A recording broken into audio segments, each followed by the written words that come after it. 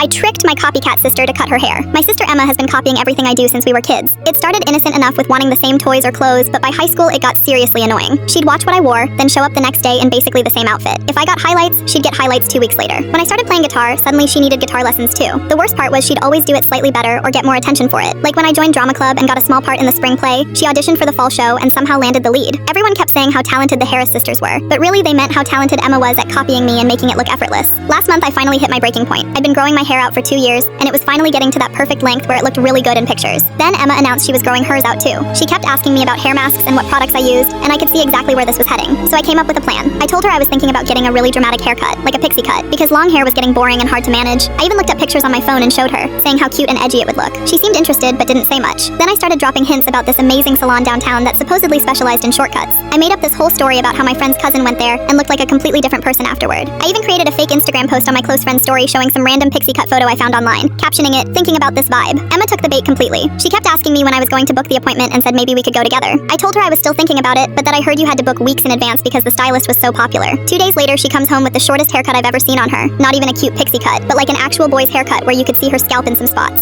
Apparently, she'd gone to some cheap place in the mall and just told them to cut it all off because she wanted to beat her sister to the punch. She looked absolutely horrible. The cut was uneven, way too short, and completely wrong for her face shape. She was clearly trying to act confident about it, posting selfies and talking about how freeing it felt, but I could tell she was panicking inside. The best part was when my mom came home and literally gasped when she saw Emma. She kept asking what happened and if this was some kind of breakdown. Emma had to explain that she just wanted a change, but even she couldn't hide how awful it looked. I acted all supportive and told her it looked great, while secretly being thrilled that for once she'd jumped ahead of me and totally screwed herself over. I kept my long hair and got compliments on it for weeks while Emma had to wear hats constantly. She hasn't copied a single thing I've done since then.